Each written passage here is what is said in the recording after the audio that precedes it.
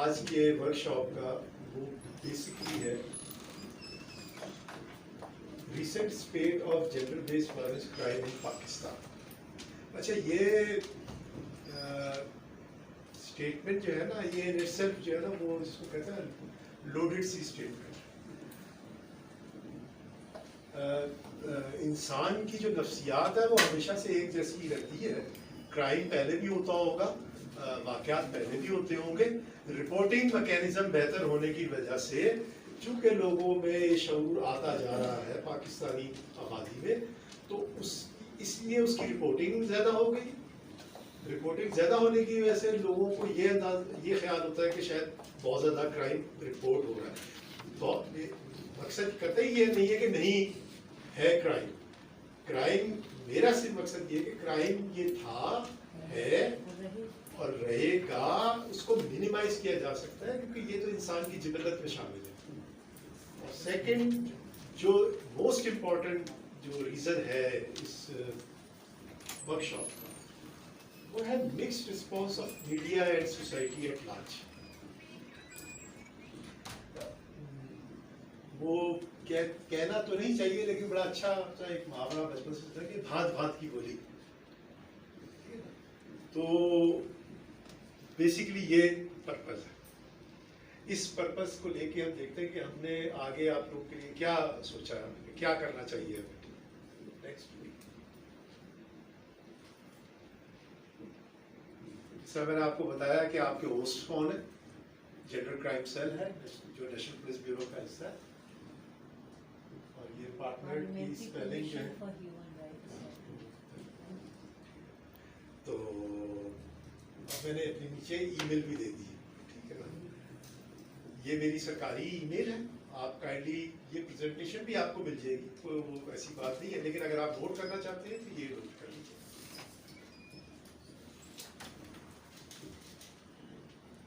وہ پہلے پیچھے چلو نا. باہر ادھر ادھر کے کوٹ لینے سے بہتر ہے کہ ہم اپنا جن پہ بیتی ہے انہیں کی زبانی آپ کو کچھ بتا دیں. کوئی جرم جو ہے وہ اس کا خاتمہ یا اس کی کمی کرنے کا ایک ہی طریقہ ہے کہ اس کے جرم کرنے والے کو اس کیے کی سزا ملے. اس کو کہتے ہیں ریٹریبیوٹیو جسٹس.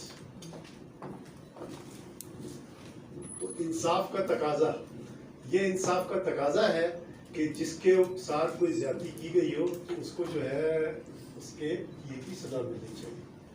اور اسی کے ساتھ پھر ایک اور حصہ آتا ہے جو یہاں تو نہیں لکھا لیکن میں آپ کو بتایا تھا, وہ ہے ریسٹوریٹو جسٹس. ایک تو ہے مجرم کے لیے وہ ہے ریٹریبیوٹیو جسٹس, کہ جو مجرم کو سزا دینے کا آپ کا کرمنل جسٹس سسٹم کرتا ہے. عدالتیں ہیں, جج ہیں, وکیل ہیں, پولیس ہے, سول سوسائٹی ہے, گواہ ہیں, وہ سارے ہیں. اور ایک ہے ریسٹوریٹو جسٹس جو انفارچونیٹلی ہمارے ملک میں وکٹم کے لیے اور کئی حد تک جو ہے نا وہ جوونائل ڈیلنکوینٹس کے لیے بھی اس طرح کا سسٹم بنا ہوا ہے. اس میں جو ہے بحالی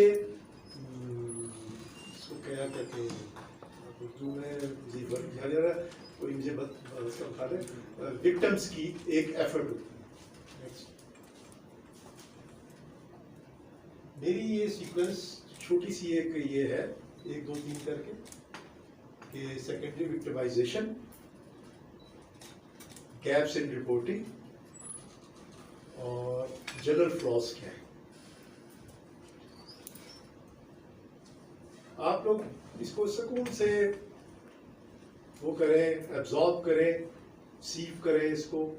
تو آپ لوگوں کو یہ پریزنٹیشن یہاں پہ اویلیبل ہوگی. اگر if somebody has the USB تو اس کو USB میں دے دی جائے گی, اور اگر نہیں تو آمنا آپ ان کو جو ہے نا ای میل کر دیں گے. بلکہ it is better that we prepare a group email of the workshop participants.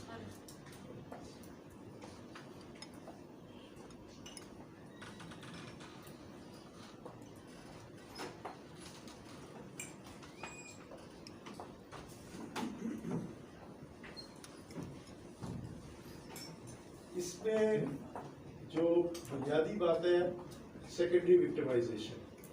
جو سب سے پہلے کوئی اگر جینڈر بیسڈ وائلنس کا جو وکٹم ہے، جو جس کے اوپر یہ مصیبت اور یہ فاقی گزری ہوتی ہے، اس کو ہم پوچھ کے تو کہتے ہیں نا وہ کریت کے اس کے اندر جو ہے نا اس سے ایسی باتیں کر کے جو مطلب یعنی ایسا اس کو لگتا ہے وکٹم کو یہ مجھ پہ ڈاؤٹ ہی کر رہے ہیں یا میری مدد کرنا چاہتے ہیں، اور ان کی فیملی کو سپورٹ گروپ کو اتنا کو زج کر دیا جاتا ہے کہ وہ اس کو بار بار اپنے ایک واقعہ یاد کر کے وہ ریپیٹ کر کے اس کے اوپر سیکنڈری طور پہ وکٹمائز ہوا. اچھا، اس میں گیپس ان رپورٹنگ، اس کو ہم آگے جا کے بیان کریں گے. یہ آگے تینوں آگے جا کے بیان کیے جائیں گے. جنرل فلاز بھی آپ کو میں آگے بتاؤں گا. نیکسٹ. اب یہ ہے کہ جینڈر بیسڈ وائلنس میں سیکنڈری وکٹمائزیشن اور اس کا وجود ہے کیا. At best media reporting on gender violence against women and gender based violence facilitates advocacy with decision makers and community. جو بنیادی جو ہر جرنلسٹ کا سچ کی تلاش اور لوگوں کے اندر اویئرنیس پیدا کرنے کا. تو میڈیا اگر صحیح ایٹ بیسٹ جب بہترین پرفارم کر رہا ہوتا ہے، اس کی ایفیشنسی لیول اچھا ہے، like any other well oiled machinery, well skilled and professional machinery, it will facilitate advocacy within the policy makers and also will create space and sympathy within the community for the victim, and also will help her in getting justice. اور جب وہ when it fails to factor in ethical and safety principles, it jeopardizes gender-based violence victims and support circle. جو آگے next آگے سے اب اس کی ایک تھوڑی سی ڈیٹیل ہے کہ یہ سیکنڈری وکٹمائزیشن ہے کیا.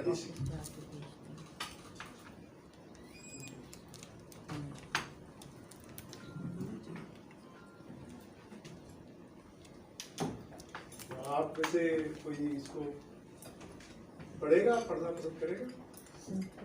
اگر جو بھی پڑھے مائک پہ پڑھے پلیز، تاکہ دوسرے سن لیں. سر اس میں آپ پڑھ لیجیے. کیا آواز آ رہی ہے؟ آپ مائک آن کریں. اس میں ان سمپیتھک ہے جی، اس میں ان سمپیتھک ہے کہ دوسرے کے ساتھ ہمدردی کے بغیر، اوکے، ان سمپیتھک ہے ڈس believing and in appropriate response. First یہ ہے. آپ کے ساتھ والے جی please. At the hand of society in general. اس کے ساتھ والے بھی پڑھ دیں. At each stage of the criminal justice process. یہ جس طرح آپ نے پڑھا ہے نا، یہ سمجھ لیں سیکنڈری وکٹمائزیشن ہو رہی ہے. پہلے تو exacerbating the effects of gender جی کہ اس کو اضافہ کیا جا رہا ہے، اس کی تکلیف میں اضافہ کیا جا رہا ہے. کیسے کیا جا رہا ہے؟ جس طرح میں بھی ماڈریٹر آپ کی تکلیف میں اضافہ کروں کہ بھئی آپ کریں، پھر آپ پڑھیں، پھر آپ پڑھیں، ٹھیک ہے نا. تو اسی طرح ہی وہ بتا کے وکٹم جو ہے تھک جاتا ہے کہ میں جو ہوں کس مصیبت سے گزر رہا ہوں، میرے ساتھ کیا واقعہ کس طرح پیش ہے. And as psychologist says that as and when a victim is asked to narrate her the whole incident, it creates a shock wave within her brain, and that shock waves create ripples in her personality as well as her whole demeanor. और ये वो जख्म है जो उसके कभी भरते नहीं. ज़ाहिरी तौर पे तो वो एक चलता फिरता इंसान होता है, लेकिन उसके ऊपर ये चीजें जो है अंदरूनी तौर पे क्या असर करती है वो नहीं पता. At the hands of society in general, कि सोसाइटी करती क्या है, सोसाइटी क्या हुआ कि ठीक है वो जी कैरेक्टर असैसिनेशन. तुमने ऐसे कपड़े क्यों पहने थे? आप बहुत सारी चीजें होती हैं, ठीक है ना जी. आप काम करने क्यों जाती हैं? जी बिल्कुल. ठीक है, घर में बैठती, ठीक है.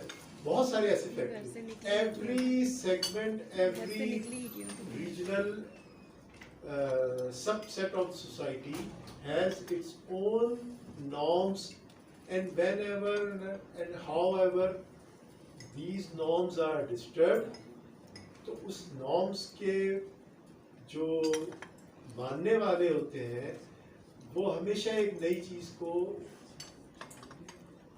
उसमें कोई ना कोई नुक्ता ऐसा उठा लेते हैं जो पॉजिटिव भी हो सकता है, नेगेटिव भी हो सकता है. इसी तरह क्रिमिनल जस्टिस सिस्टम के अंदर कैसे सेकेंडरी विक्टिमाइजेशन, फर्स्ट रिस्पॉन्डर होता है जो वहां जाता है किसी क्राइम सीन के ऊपर. अभी अनफॉर्चुनेटली कुछ वीडियोस जैसा कि सामने आई थी इस्लामाबाद और दिल्ली के, कि जिसमें instead of providing the victim help, first aid, in their zeal somebody was trying to record the video and audio Yes. of that picture. तो उसमें मुझे एक वो फेमस वो वाक़या याद आया जिसके ऊपर वो खुदकशी कर ली थी. वो एक पुलित्ज़र अवार्ड विनर जो था वो फोटोग्राफर था जो सुमालिया से एग्जिट कर रहा था. तो उसकी तस्वीर जो है ना, एक गिद्ध बैठा हुआ है और एक बच्चा बैठा हुआ है, शायद आपको ज़हन में आया. छोटी सी बच्ची मोटर करीब थी और वो गिद्ध उसको देख रहा था कि ये मरे और मैं इसको झपट के खा लूं. उस फोटोग्राफर ने वो फोटो बनाई. जब उसको इनाम दिया तो जो तस्वीर थी उस तस्वीर के ऊपर एक ने कमेंट किया था कि यहाँ एक नहीं उस वक्त 2 गिद्ध थे. तो वो ही एक विक्टिमाइजेशन और सेकेंडरी. नेक्स्ट, हमारी सोसाइटी के अंदर हम देखते किस तरह है, how we see gender based violence. हम बैलेंस करते हैं 2 फरीकैन को एक वाक़े की, एक में राइट ऑफ विक्टिम और एक में राइट ऑफ ऑफेंडर. तो राइट ऑफ विक्टिम्स जो हैं वो क्या है हमारे माशरे के? हमारे माशरे में राइट्स ऑफ विक्टिम है naming, shaming and blaming onus on her. और rights of offender क्या है? Presumptive law doctrine, जिसने हमारे लॉ ग्रेजुएट्स साथी भी होंगे यहाँ पे. presumptive law doctrine ये है कि innocent until proven guilty. ठीक है. तो इस डॉक्ट्राइन को हम एक्सट्रीम पे ले गए हैं, क्योंकि ये डॉक्ट्राइन जब आई थी शुरू में उस वक्त जो ऑफेंडर था वो भी क्रिमिनल जस्टिस सिस्टम के अंदर एक विक्टिम ही था, अभी भी है. ना करता गुनाहों की सजा भी लोगों को मिल रही है. नेक्स्ट,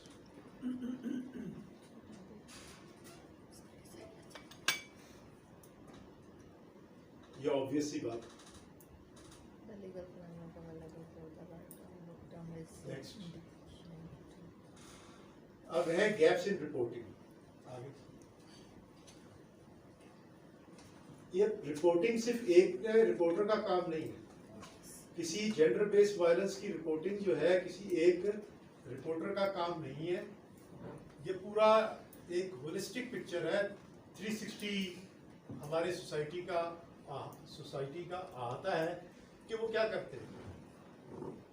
ہمارے یہاں تو سب سے پہلے جو ہے نا ہوتا کیا ہے کہ رپورٹ کرنے میں, جرم کو چھپانے میں سب سے پہلے کس کا ہاتھ ہوتا ہے؟ ہماری سوسائٹی کا. اس میں آنر انوالو ہو جاتا ہے, کلچر انوالو ہو جاتا ہے, لیک آف اویئرنیس بھی ایک بہت بڑا فیکٹر ہے, اور اس کے ساتھ جو ہے لیک آف سپورٹ. اسی طرح ہی رسپونڈرز. اب رسپونڈرز میں یہ ہے criminal justice system. First responder ہے, پولیس ہے موقع پہ پہنچتی ہے, کوئی عینی شاہد ہے, کوئی فرسٹ ایڈ پرووائڈ کرنے والا ہے, کوئی عزیز رشتہ دار ہے, تو وہ رپورٹ کرتے ہوئے اگر تو عام آدمی ہے تو وہ رپورٹ کرتے ہوئے گھبراتا ہے, دیکھتا ہے تو لا تعلقی اختیار کر لیتا ہے,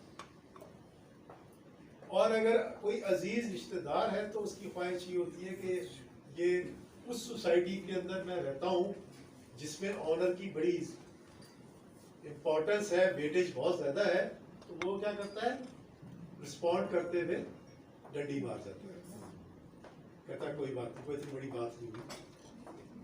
اور تیسرا سب سے بڑا فیکٹر جو ان دونوں کو کور کر سکتا تھا,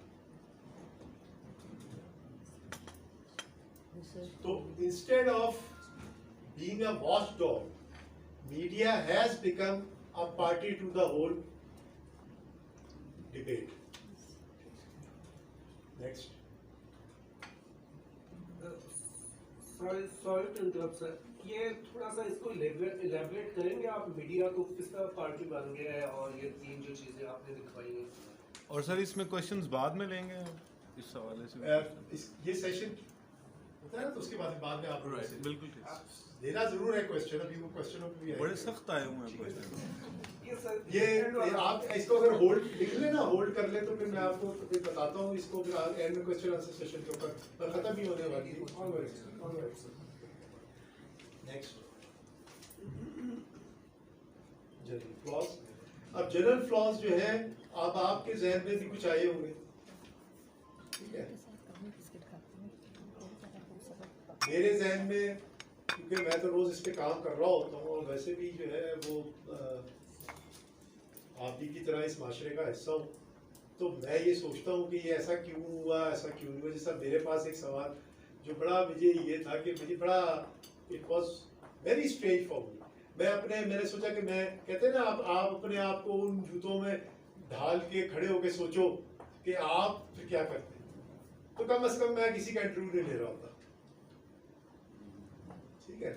اور اگر انٹرویو لے بھی رہا ہوتا تو ساتھ ساتھ اپنے کسی کو کہہ رہا تھا کہ بھائی اس کو لے کے چلتے ہیں تو راستے میں بھی یہ کاروائی ہم ڈال سکتے ہیں, تو میں یہ کر رہا ہوتا, ٹھیک ہے. اس طرح کے جنرل فلاز جو ہیں وہ ہم ان تینوں سیشن میں آگے چلیں گے, تو اس کے بعد ہوں گے کوشچنس کی آگے. نیکسٹ یہ میرے کوشچنس جو ہیں یا آپ ہولڈ کیجئے گا. ابھی اس کے بعد جو ہے نا میڈم فرخندہ آپ کو تھوڑا کچھ الیبریٹ کریں گی, کوئی انٹرنیشنل ٹریٹیز یا کنونشنز اور اس کے حوالے سے, پھر اس سیشن کے اینڈ پہ ہم یہ کوشچنز